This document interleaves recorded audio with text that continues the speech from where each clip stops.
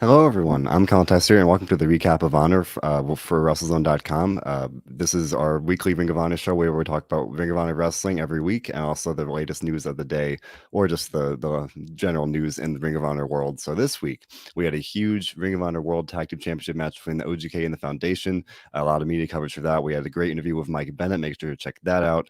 But Bill Pritchard got that one together, and it was just a really great chance to hear Mike Bennett's thoughts on his return to Ring of Honor. So make sure to check that out. Likewise, before I get into all things Ring of Honor here, this show, like everything we do here at WrestleZone, is available on any number of streaming platforms, whether it's SoundCloud, Spotify, YouTube, Apple Podcasts, whatever it may be. So make sure to leave a like and subscribe. We all always appreciate your support.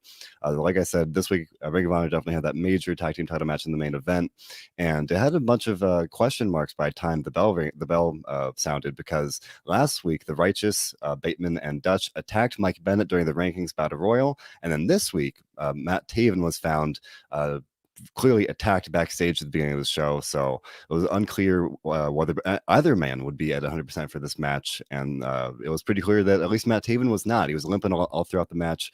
Before the match even started, we got another update where Taven and Bennett were backstage, and Mike Bennett was like, "Hey, we can reschedule this and wait till you're 100%." But the whole story here was that the OGK, this is their kind of their comeback tour, if you will. And Matt Taven didn't want to reschedule this match because he's been waiting 5 years to have another shot at the tag team titles. So he toughed it out, and unfortunately, maybe that toughness cost him because he was not at 100%. And the Foundation retained the titles here. It was an excellent match. For me, this was really yet another case where just a very strong, match in terms of the in-ring game for everyone involved, in four incredible wrestlers, and I've talked with them before. And I've gotten the chance to speak with Jason Williams, so I'm a little biased there. He's one of my favorites. Hot sauce Jason Williams, Rhett Titus, a Ring of Honor veteran, Matt Taven, a former world champion, and Mike Bennett, a guy that's been really successful and really just all over the wrestling industry, especially since his WWE release. He's just been wrestling all over the place, and clearly the guy loves wrestling, and he's pretty darn good at it. So you put four talents in there together like this, and you're gonna have a great match, and it really was. But beyond the actual talent in that ring, I really enjoyed this match because the storytelling aspect, and I couldn't help but think of a quote from Jim Ross, good old JR, in an interview he gave recently, where he said storytelling is the most important aspect of wrestling, and that's very true. And for me, when I watch Ring of Honor, that is very, very clear.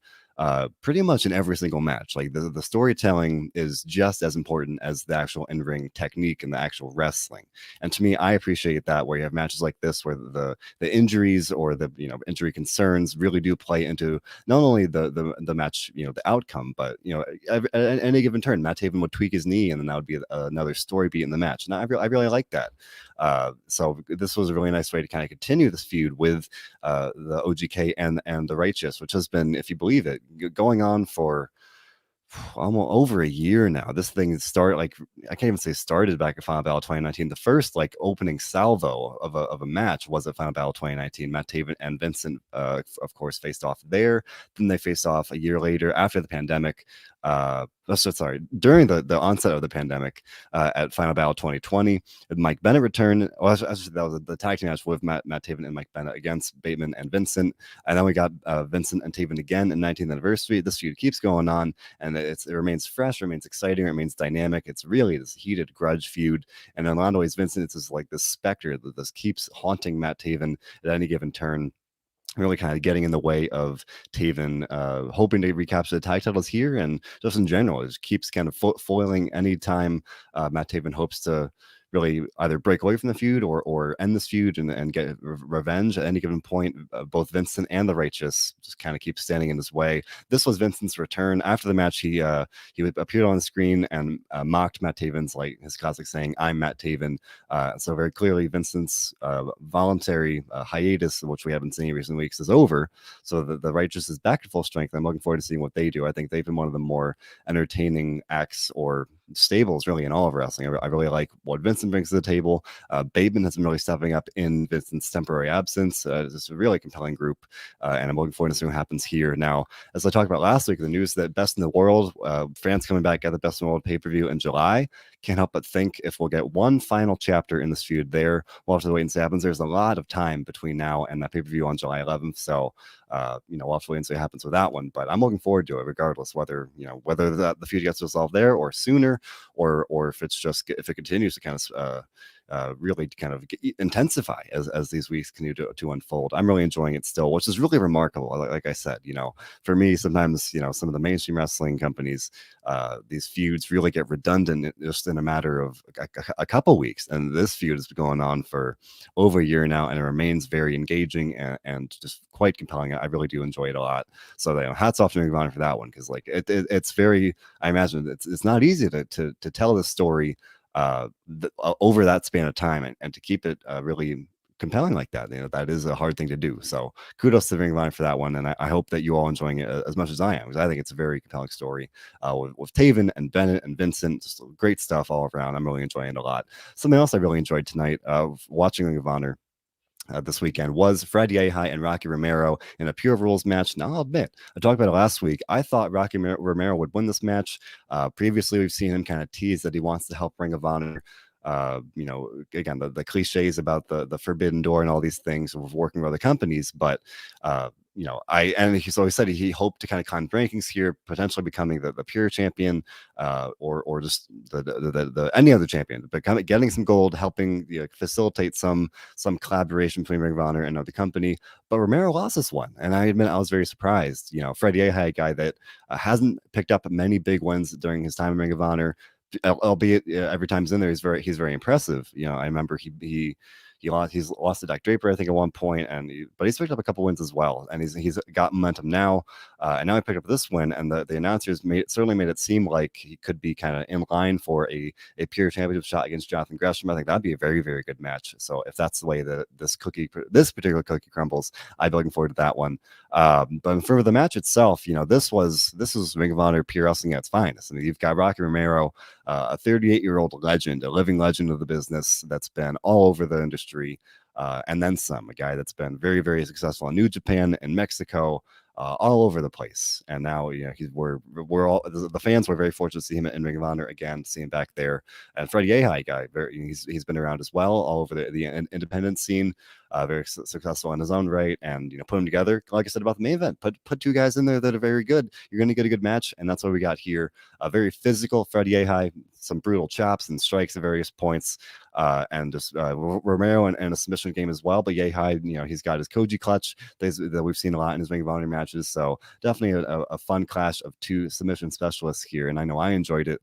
And for me, this is a big win for Fred Yehi. Like I said, he hadn't really picked up many major wins like this one, and now he's got it. So for me, to me, this was kind of a way to say, hey, Fred Yehi is a player to be reckoned with, and someone that really should be taken as a legitimate contender in Ring of Honor. So I definitely enjoyed this one. I hope this is not the end of Rocky Romero's time in Ring of Honor, and there's no reason to necessarily think it would be. I just, obviously, a guy that is that he does have those obligations elsewhere, and of course, we're recording this on Monday, and Romero will be in action All Elite Wrestling, their AEW Dark show tonight. So maybe he'll be opening the Forbidden Door over there as well. I don't know. But for me, just I've been enjoying his work, seeing him in Ring of Honor recently. So I hope that we will see him come back at some point. But regardless, good win for Fred Yehi, and I enjoyed seeing him get this win that he had been kind of lacking up to this point. So very excited to see him climb the rankings, potentially in that pure division, potentially face Jon Gresham, because obviously both those guys very talented. I think that would be a great match as well. Otherwise, for the show itself this weekend, we got an advertised interview with Flip Gordon. Of course, last week we saw Gordon or not last week, maybe even 2 weeks ago, Gordon and EC3 team up to beat the Briscoes, but Flip Gordon cheated, and EC3 did not approve when he found out about that. So it was pretty clear they're heading for a collision course, and that's exactly what happened. Flip Gordon came to the ring, and in case you forgot, Flip Gordon is owed a world title shot. He won a battle royale, I think, right before the pandemic started. And with that win, he earned a world title shot, and he still hasn't gotten it. So one of these days, you've got to believe that Flip Gordon will challenge for the world title. He called out Roosh this week. He even challenged him to come out for a fight. Of course, Roosh and LaFaction and Gobernable are all suspended for the month of May. So they couldn't answer the call, but EC3 did. He came out and he had a very simple message for Flip Gordon. He said, "You've been warned," and he walked away. So very pretty quickly here, we're picking up some steam for this potential clash. I think when we get it will be a very interesting clash of personalities here. Flip Gordon, the mercenary, this cocky guy that clearly doesn't care about honor, based on what we've seen in recent weeks, not in weeks, months, dating back to when he challenged Jon Gresham at Final Battle. versus EC3, a guy who came to Ring of Honor kind of in a quest to see if honor is real in Ring of Honor. So definitely, I like that kind of that opposition there, right, between this guy that doesn't care about honor and a guy who really, in a lot of ways, is driven by this desire to see if honor is still real in Ring of Honor and wrestling itself. So kind of like what I said earlier about the Righteous and OGK feud. I'd be curious to see if this gets drawn out till Best in the World, or if we do get a resolution sooner than that, because there is a good amount of time left. But I have to imagine we will see a singles match, if not multiple matches between these guys in the coming weeks, and that'll be definitely something I'll be looking forward to, because both, like I said, the in-ring game is, it's going to be strong, and from a storytelling perspective, I think it's going to be pretty darn good as well. So looking forward to that one, definitely. And again, just between that and now we've seen Freddie Yehi potentially climbing the rankings here, and also the foundation. The foundation is strong. You know, I said last week they've been a little shaky after they lost the TV title, but they still got the tag titles.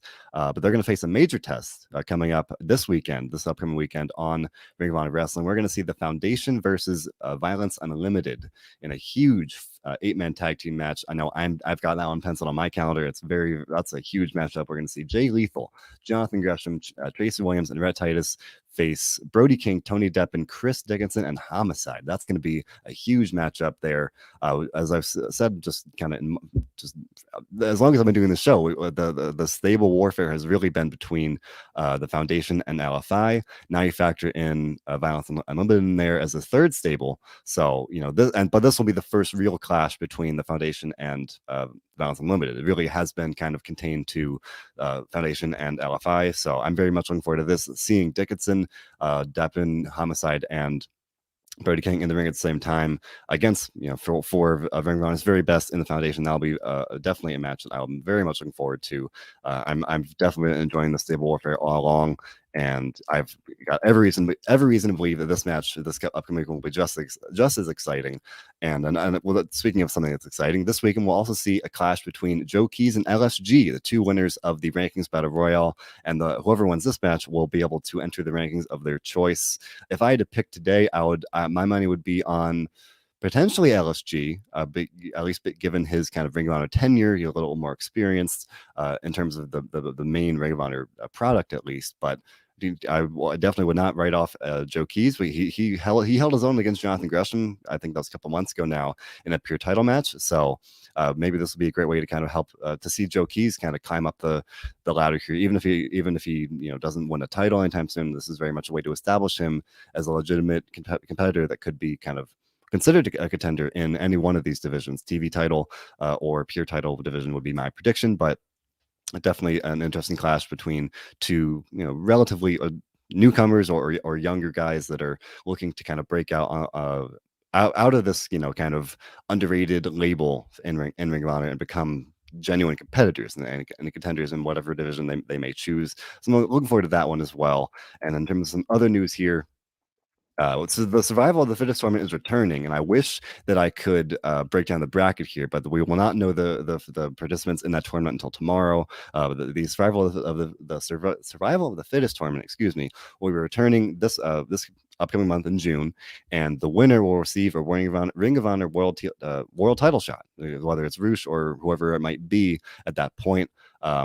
I don't know when they'll get that shot. There could be a chance that it could be at the Best in the World pay-per-view, but I mean, I said it last week when the news first broke. I like tournaments in general, and then when you factor in that that's going to be featuring the best wrestling on the planet, Ring of Honor, I think it's going to be a very fun tournament. This roster is very loaded from guys like PCO, Matt Taven, Mike Bennett. I look at a guy like Bandito, Flip Gordon, EC3, the Briscoe brothers. I mean, so many talented people. And everyone in the Foundation, everyone in Violence Unlimited, there's so many people that I could really see kind of realistically winning this tournament and getting a world title shot. So I'm very much looking forward to that. Of course, we'll have the full bracket next week. And I'm very curious to see. We'll have the bracket tomorrow, and we'll have coverage here in the news sense of WrestleZone. But I won't be able to really talk about it with you all until next week. But you can be definitely sure that I will give my thoughts on the full bracket next week when we know. So I'm looking forward to seeing what happens there. And also, next we got to see last week, Silas Young cheated to beat Josh Woods in a clash of two guys, one cup. no, sorry, two guys, one tag, excuse me, for Freudian slip there. But we're going to see a Pure Rules match, rematch between those two for the weekend of June 5th. So that'll be next weekend. And then obviously we'll have this loaded weekend upcoming, and then that's something to look forward to on June 5th. So I would expect to see Josh Woods pick up that match. I mean, I think he could definitely use it against a veteran like Silas Young. And, he came pretty darn close to beating Silas Young last time. So maybe he'll be able to pull it off this time and kind of climb back up the rankings there. And speaking of the rankings, although obviously we don't have the rankings for it yet. You've got to imagine that soon we'll see the rankings for the women's division one day, because we're quickly seemingly approaching the women's title tournament. We've seen women's division Wednesdays really kind of picking up steam here. We've seen Roxy. I had a great interview with her earlier this month. Make sure to check that out. She shared her thoughts on the return of women's wrestling to Ring of Honor and the tournament itself. So make sure to check that out. But we'll get another match this week, this Wednesday on Women's Division Wednesday. Just a great chance to kind of see uh, any of these potential participants in the women's title tournament. Last week we got to see Maxine Taylor defeat Hyen, if I'm sorry, not pronouncing that correctly. So I would very much expect to see Maxine Taylor probably get a ticket to gold or a spot in the tournament sooner rather than later, because that was her second appearance on Women's Division Wednesday. So clearly it seems like Ring of Honor management is definitely high on her, at least in terms of giving her chances on Women's Division Wednesdays. So, definitely something to look forward to there.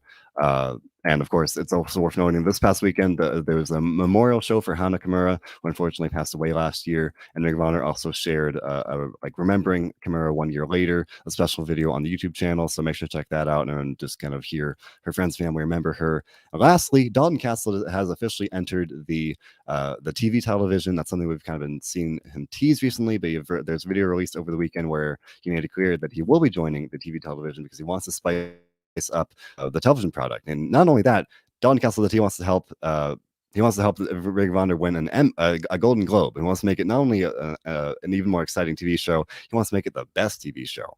And when you got a personality like Dalton Castle, you hear that and it sounds like a silly goal, but Dalton Castle, I mean, if anybody could do it, he could do it.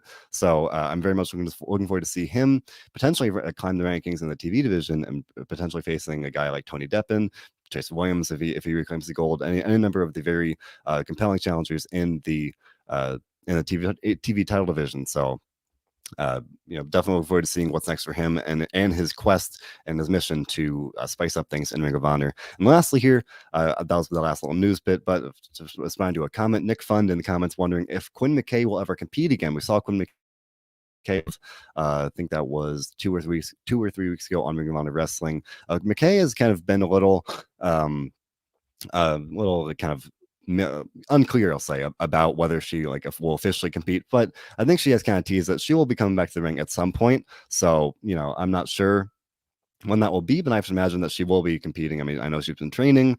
I know that they really hyped up this match for her debut, Evangeline Love, as a big deal. She's been the voice of Ring of Honor, kind of alongside Ian McMahon, I would argue. Like Ian's in the broadcast booth, but Quinn has been the host of Ring of Honor Wrestling, as far as I can remember, at least since probably 2019 at this point. So she's very much this established fixture in Ring of Honor. So I would very much expect her to return to the ring sooner rather than later. And I'll finish on Nando chipping with a comment. When it comes to Dalton Castle, you got to let the peacock fly. You're darn right, Nando. You're darn right. That's exactly what I think every time I see Dalton Castle coming out to the ring and doing his whole stick. So with that being said, that just about does it for this week's episode of the Recap of Honor. Thank you for listening. We always appreciate your support. Make sure to check out this show every Monday. Later tonight, I'm recording this Monday, so I can say later tonight I'll be here talking about Monday Night Raw. John Clark and I do NXT on the after NXT on Tuesdays. The Dynamite Dudes Tattoo, the D'Angelo brothers, have your AEW coverage needs met, and they also do WCW Written, a lot of fun Facebooking stuff. And Robert D. Fleece and I do the SmackDown Double Down on Fridays, and we also constantly have a great stream of reviews coming at you guys. Make sure to leave, subscribe. We appreciate you. Thank you thank you for your support and for listening. Until next time, thanks for listening and enjoy wrestling.